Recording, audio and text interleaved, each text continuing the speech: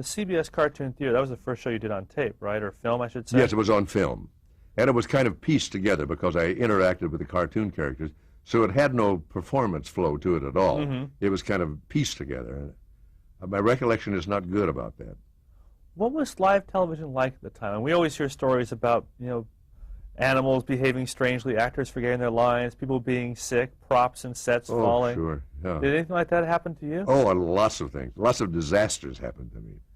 I once on the morning show had a man who had a dog sled team from the Laurentian Mountains in Canada. And these were some animals. And he had the sled and the dogs. And he said, don't get near them. He said, they're not that friendly. He said, they don't like strangers. And he said, now during the interview, whatever you do, don't say mush. So I get on the air and I'm standing at the sled and clowning around. I said mush. Those dogs took off across that soundstage. They took down the interview set, the cooking set, and the weather set. Just flattened everything. And there we were on the air, so I just had to step off and say, we'll be back in a moment. From the intensive care unit. And of course, being on so early in the morning, sometimes we would have Broadway performers or jazz musicians, people who worked late, who decided, what the heck, why go to bed? And I've had people come in kind of in their cups and had to interview people who we had to prop up in the corner. Did you ever make any horrendous mistakes besides mush? I don't think I ever made any bad mistakes that I can think of. I never went in the wrong door or anything. I used to sub for Gary Moore on his show where he had an audience. It was on 5 days a week, and he'd take a vacation in the spring and let me do it, a real break for me. And we had the people from the zoo, bringing their animals on. And that, as always, is courting disaster to start with. He came up with this giant anteater. And I'm standing next to him, and I'm saying, well, what do you feed them? And this anteater just took that moment to relieve himself on the stage. And I mean, it was a stench that never in my life have I ever. And I began to retch. I would say, well, what do you, well, the audience started to laugh. I couldn't, I said, excuse me. I had to go off stage and get it out of me and come back. But it's something like I never smelled before in my life. I've had animals bolt. I've never been bitten by an animal. Any situation where technology let you down, or the sets, or?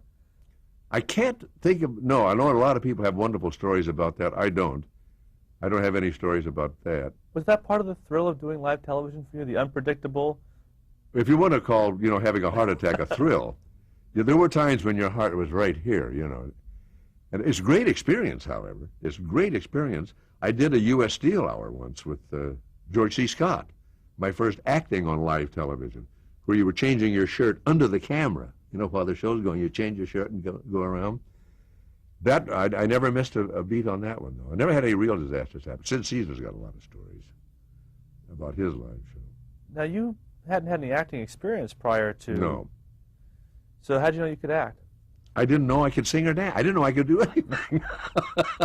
I just, in those days, if they said, can you do it, you say, yes, I can do that. What was your first experience with television? Did you see it at the World's Fair? How did you encounter TV the first time? I saw it on a little 7-inch screen out here. My partner, when we were working nightclubs, bought one because there was a few things on. And we used to sit around that little one. And then my first appearance on television was in 1948 on the Don Lee Network, where they shot up where the tower is, at the top of Mount Wilson, which my car wouldn't make, and we had to walk the rest of the way. The studio was blazing hot and blinding. Oh my gosh, the lights they had to use. They put gray makeup on us and black lipstick. Otherwise, you simply couldn't be seen. And anything blue vanished altogether. And we did our little act for the 7-inch screen. Of course, there was no even kinescope. This was purely experimental. This when you're doing the Merry Mutes? Yeah. That was my first appearance on television. After that appearance, did you know then and there this was where the future... Oh, everyone knew that, yeah.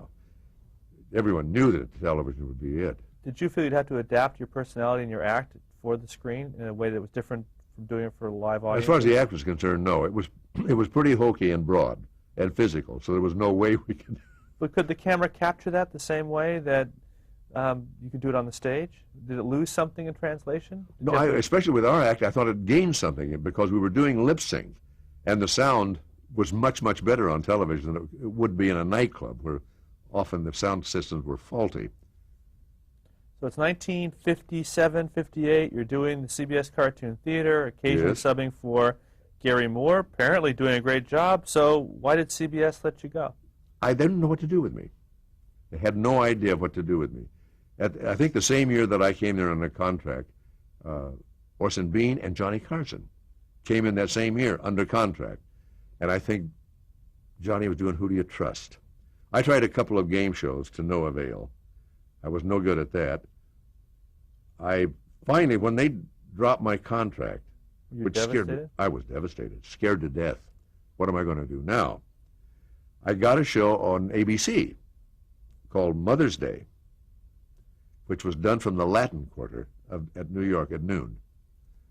And we had egg frying contests and diaper changing contests. And those with no budget whatsoever. There was some people remind me, they remember that. Fortunately, I don't think there was any Kinneys of that because I wouldn't want to see it.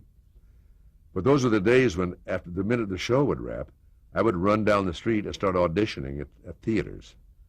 I read and sang and danced for anything that was open. I tried. Shakespeare didn't make any difference.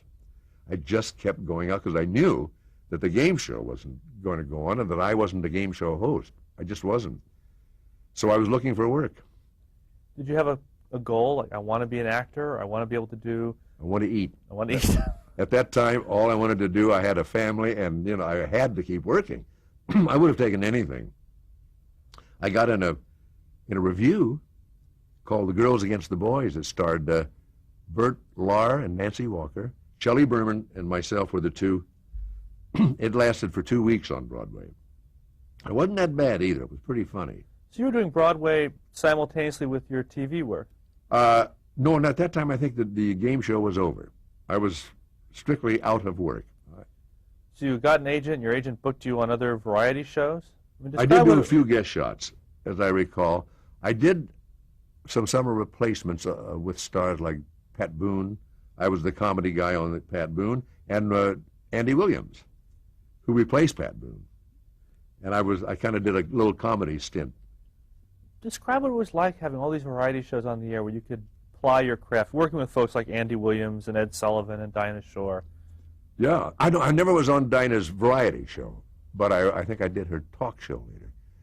Well, it was a lot of fun because you had all week to rehearse, and I did have some writing help. I would have to come up with the idea, excuse me, and then the writers would kind of help me put it together. And whenever we could incorporate the star, they like to do that too. Now, you were an unknown at this time virtually. What was it like holding the stage with Andy Williams or Art Carney, who were much more famous and established? Andy and I always worked very well together. As a matter of fact, we did some song and dance numbers together that I wish I had on Kenny today, because we were both very, very young. And we enjoyed working together. Pat was fun to work together. I did some songs. As a matter of fact, one of the things we did with Pat was, Pat and I did You Gotta Have Heart from Damn Yankees. And the joke was, sandbags would fall and just miss us, and at the end we did the old joke, of Buster Keaton joke of saying, you gotta have heart, and the house behind us fell, and we both went through the windows, except Pat was off his mark and got knocked out. We thought he was dead. Was this live? It was live. How'd you cover it? They went to commercial, and he had a big egg on his head, and he was all right. So he came back all loopy? No, he seemed to be fine. He was young and strong. Did you learn a lot from these people, performing with Art Carney and Andy Williams and Perry Como? Did you learn some tricks? Did I work with Art Carney? Says here you did, so it must be true. What in the world do you suppose it was? The Art Carney show? Boy, that's a beauty. See how there's blanks in there. I was working on anything I could get. I remember I did Phil Silvers. I played a part on Phil Silvers. Now, Phil Silvers wasn't a variety show. That was Sergeant Bilko. That was Sergeant Bilko. Was that, I guess you had to come out to L.A. to do that, right? Or was that No, New that York? was done in New York. What was it like now, instead of doing a shtick on a variety show, actually performing a part in a scripted production like that? I had never done a sitcom, and I really enjoyed it. It was a great group there. Phil was very, very nice and seemed to think that I had some comedic talent, and they treated me very well. I played a hillbilly who could pitch with either hand, and Phil was determined to sell me to the Yankees. Did you have to learn the technique of acting in front of cameras? Was there a skill you had to pick up in advance of doing that show? I think the only thing I had to remember was the blocking, how to stand on my marks. I didn't know how to do that. But it came very easily. Were there 3 cameras on that show? It was kind of shot in pieces. It was not done in front of an audience. It was done as a one-camera show. But one of the writers, Aaron Rubin, who later became the producer of the Andy Griffith Show, became a lifelong friend. So did you also become sort of a student while you were there? Were you watching how they scripted this, produced it? Well, I watched those performers. Phil Silvers was an ace. My gosh, was he good. Flawless timing. And he worked so well with the guys around him who worked well with him. And I remember watching, marveling at that man's sense of timing. What did you learn about your own sense of timing? Being the first time you'd done a sitcom, you must have learned quite a bit. Well, I suppose from nightclubs and things like that. And I think you either have a funny bone or you don't. I think I'm a big fan of my brother, who was born with an honest-to-God clown's funny bone. And it's just there. You can't help it. So you did the Phil Silvers Show. Did you know at that moment that was where you wanted to go, to do sitcoms like that? Well, I had always loved comedy. I never pointed myself down that road, but I loved to do comedy. So it was shortly after that I did my own pilot for a comedy with Aaron Rubin. This is Trouble with Richard? The Trouble with Richard. And it was Aaron Rubin from the... Well, how did the pilot come about? After Sergeant Bilko, did they approach you? Did someone say... Yeah, I was approached to do one by the network. And Was there CBS again? What? CBS again? CBS again. Yeah, it was always CBS. I've been with him a long time. And we thought it was kind of funny. But again, they said it looked a little grainy. It wasn't production values. But in those days, they were shooting in downtown Manhattan at an abandoned hotel called the Biltmore, the old Biltmore Hotel. It was a wreck, but they were shooting sitcoms in there. You were, what, a clumsy dentist or accountant or something? I was a bank teller. Bank teller. Who lived with 2 maiden aunts. Did you have any input into the format? Or Oh, sure, yeah. A lot of input. How'd that format come about? We were trying to look for a bumbling character, somebody who was rather inept, who still depended on his great aunts. And I kind of liked it. So you knew your strengths were in the physical bumbling kind of... That's right. You weren't going to do a George Burns straight man. You knew where you... Oh, yeah, I knew where I wanted to go. But while you're doing this pilot and these other shows, you did Pantomime Quiz with Carol Burnett? Yes, we had the championship team. It was Mike Stokey's Pantomime Quiz, which was charades. That's paid the groceries for a lot of us in those days when we were struggling. Carol and myself, I think you got $200 or something. And that was great. I think we had Carol Burnett, myself, Howie Morris, I believe, and one other, and we hold the record for being the champions for the longest time. When you were doing Gary Moore, was Carol Burnett on the show at that time, or was that a later incarnation of the show? No, she was on the show a lot. She had just come to New York and done her famous song about the Secretary of State. Oh, I love you, John. I love you, John Foster Dulles, which brought her a lot of attention. And Carol and I did a lot of sketches together on the old Gary Moore morning show. We sang together, danced together, did a little of everything. Had you ever thought about doing something together outside of these shows? Maybe do your own Is it funny? We never thought of it. Never occurred to us. And the opportunity never arose. I'm sure we would have jumped at the chance had it come. You're also doing a show called Laugh Line, where you're hosting it? Yeah, bad idea. What was it? It was, we had, get this panel, Mike Nichols, Elaine May, Shelley Berman, and somebody else. I mean, 4 of the best there is. I was the host. We would have some actors do a kind of a tableau. They would pose, and they had to come up with a comic line for it, like a cartoon. What's the punchline here? And it didn't work. Was it Even good? for those people, it was hard. Oh.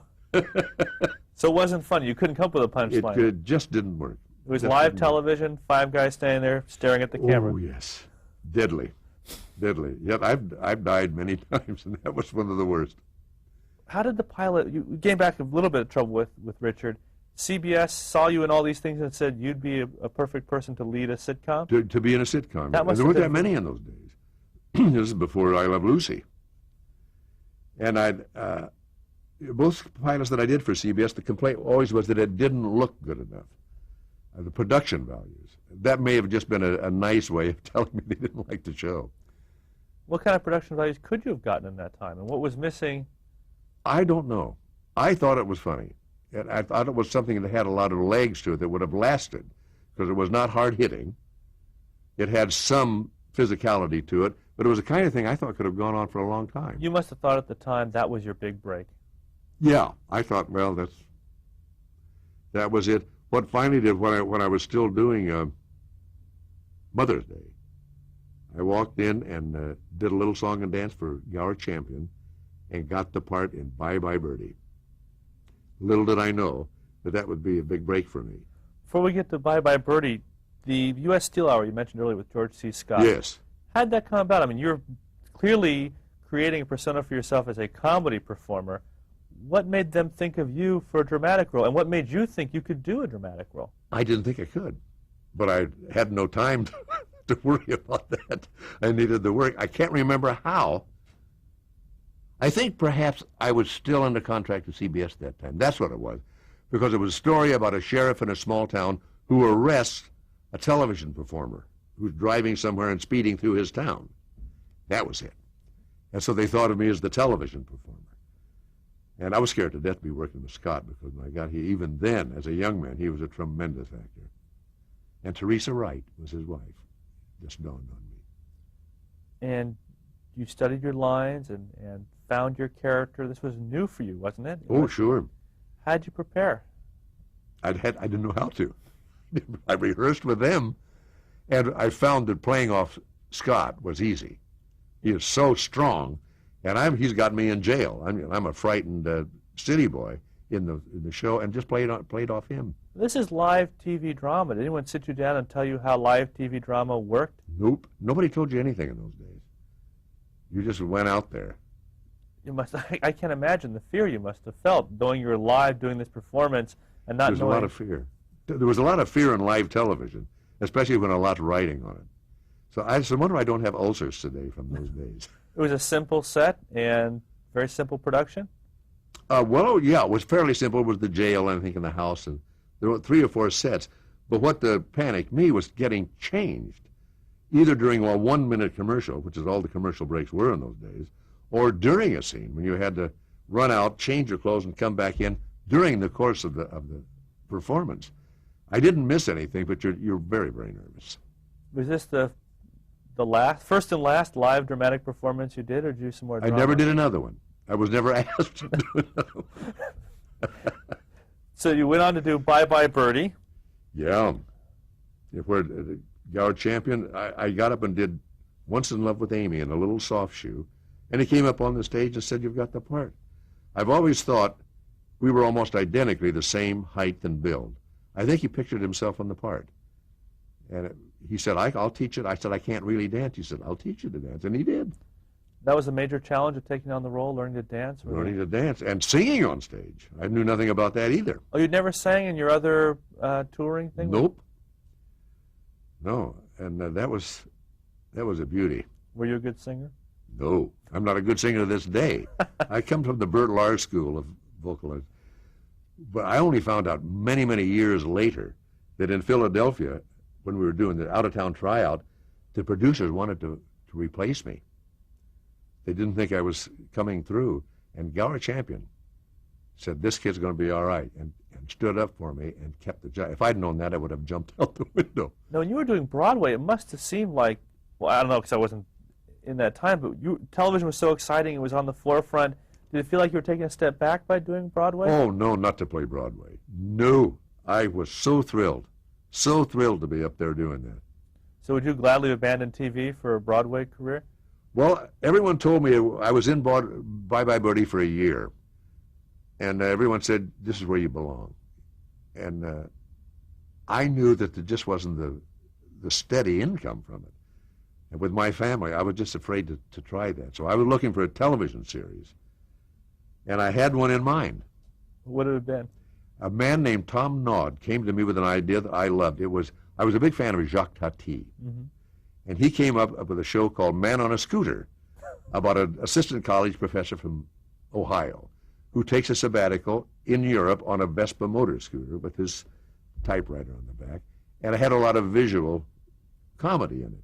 It was his adventures going through Europe, and I loved this idea. I could just see myself in it, and we were all prepared to go shoot. We hadn't signed any papers yet, but we were ready when I got 8 scripts from Carl. Well, before we get into that, let's talk a little bit more about Bye Bye Birdie. You talked about Gower Champion. What was he like? What influence did he have on you? Well, from a standpoint of the movement, he did so much for me because, of course, I was not a trained dancer, but he took what I could do and made the most of it, and it taught me a few tricks at the same time. Was it this show then really that unlocked your potential? I mean, you seem to be bouncing around from game shows to live drama to sitcom guest shots. As you see, I had no direction. It seems as if that Bye Bye Birdie was where it all came together for you. It really did. It really did, because I was so amazed when friends were saying you shouldn't go to Los Angeles and do television. You belong on the stage. Well, nobody had ever told me that before. But I was quite flattered. And had I been a single, perhaps I might have. But I had a family. You won a Tony Award, though, for your work on Bye Bye. I won a Tony Award for all things. When they were going to fire me, is that life is strange. The odd thing was that in those days the Tonys were a very private little affair, and they would even broadcast, even on radio. And I had come out to start the television series. I won the Tony and didn't know it. Charles Nelson Riley had accepted for me. They had sent me a telegram, which someone had slipped under our front door, and it went under the mat. And the maid found it about 3 days later. And my wife says, "What's this?" I opened. I had won the Tony. The excitement was over. It was all gone. What did the accolade mean to you personally, though? Did it? Oh, it meant everything to me. To this day, that's one of the great things to me is to have a Tony, because that's a blue ribbon panel. You know, that's not the public voting. That's the people who really judge you pretty harshly, and I was very honored by that. Now, you were doing Bye Bye Birdie, and I guess Sheldon Leonard came and saw this performance and saw you. Yeah. Now, he had a show, I guess, that was in trouble, Head of the Family. Saw you as a solution for that? I guess they had shot the pilot with Carl Reiner. Carl had written the show for himself. And I think it was Sheldon who saw me first and said, "You should go see this guy." And Carl came to see me and came backstage and asked me about it. And I told him all about this Jacques Tati idea. And he gave me about 8 scripts he had written. And that did it. I read those things and I said, "Oh, I've got to do this." What was it about your performance in Bye Bye Birdie that made Carl Reiner and Sheldon Leonard believe that you'd be right for Rob Petrie? You know, something I don't know, because there's a lot of singing of dance. I did, some light comedy in that, but exactly why they saw me as Rob Petrie, I don't know. I really don't know what they envisioned. Before Carl Reiner came to you, before he sent the scripts, did Sheldon Leonard approach you? Sheldon came back and introduced himself. Did you know who he was? Well, I knew him from It's a Wonderful Life, didn't everybody? But you know, all as an I knew actor. him was, is he a crook, you know. I knew that he did the Danny Thomas show. Right. And he had been involved, I think, even with Lucy. And he was very, very big in that, but that's all I knew. So was surprised when you heard that Carl Reiner was sending you these scripts? Yeah. Oh, Carl Reiner, because I think the biggest milestone in the history of television comedy was The Show of Shows with Sid and Carl Reiner. And I had once been invited up to meet the group. And I idolized Sid Caesar, just the greatest thing that ever was. And when I heard that Carl Reiner wanted me, I wouldn't have missed it for anything. So you were well aware of who Carl Reiner was. And oh, yes.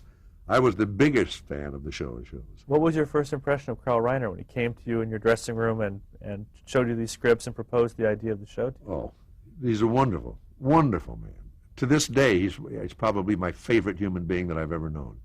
He's just a great guy. But at the time, were you intimidated by him, or were you trying to impress him? No, or was it the other way Carl's not around? the type of person that it is intimidating. He's such a warm and wonderful man that he puts you immediately at ease. But you immediately pitched to a man with a scooter. He said, "What are your plans?" And I said, "I got this idea, see?" How did he react to a man with a scooter? He didn't see that it would go very far. I hope he was polite in putting it Oh, down. he was very nice, yeah. No, Carl always is polite. But he pointed out to me, that might make a good movie, but it was not a series. So when he pitched you head of the family, what was your initial impression? Well, he said, "You just read the scripts." He left the scripts with me. I don't think he told me, except that it was about a television. Did he ever show you the pilot with himself? No, not for many years. I don't think he wanted me to be affected by that pilot. No, I didn't see that for a long, long time. So you read the scripts, and you felt an immediate... Oh, immediately. What was it about the scripts that made you realize this is what you had to do? Well, first of all, there was a reality to it. There was never any attempt to be funny for its own sake. The relationship between the husband and wife and the writers, it was very, very real. Everything that came out as funny came out of the reality. There was never, a blatant attempt to be funny. I loved it. Did you have any insecurity about your own ability to be able to play that part? You know something? I never thought about it. I said, that I can do. I just knew it. The writing was so good, I think anybody could have done it, but I wouldn't tell anybody that back then. So you agreed to do the series almost immediately after I agreed to do the script? pilot. And they gave me a week off from Bye Bye Birdie, which I had coming. And I flew out here and did the pilot. And what was the pilot episode? The pilot episode was called the Sick Boy and the Babysitter, I think. Where we want to go out, but the baby is sick, and she doesn't want to. And I end up bodily carrying her out. Now, before you shot the pilot, there was a different cast than Head of the Family, I think, from the... Yes, totally different. Were you involved in the casting of the other parts? No, I had nothing to do with it. They didn't have you read with the actors? Yeah, they had me read. They had me read, but they had already had Maury Amsterdam and Rosemary. And Mary, Tyler Moore, had auditioned to be Danny Thomas' daughter. And Danny had said, with that nose, she could not possibly be my daughter. But they remembered her, because she had read very well. And I remember reading with Mary, but first of all, she was so young. She was 23 years old. And a very good actress. But I said, this is going to be a comedy person? Because there was no hint at all that Mary could do comedy.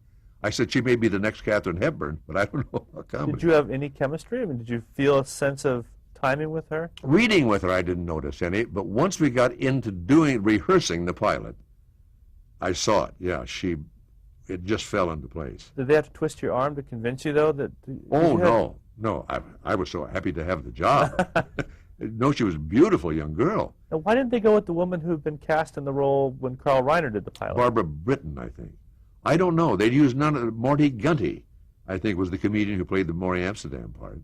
No, they didn't withhold anything, hold over anything. The funny part was, it was built on Carl Reiner's real neighbors. You ready? Their name was Petrie, Rob Petrie. Well, in the pilot, I said Petrie. And Carl said, well, okay, it's Petrie.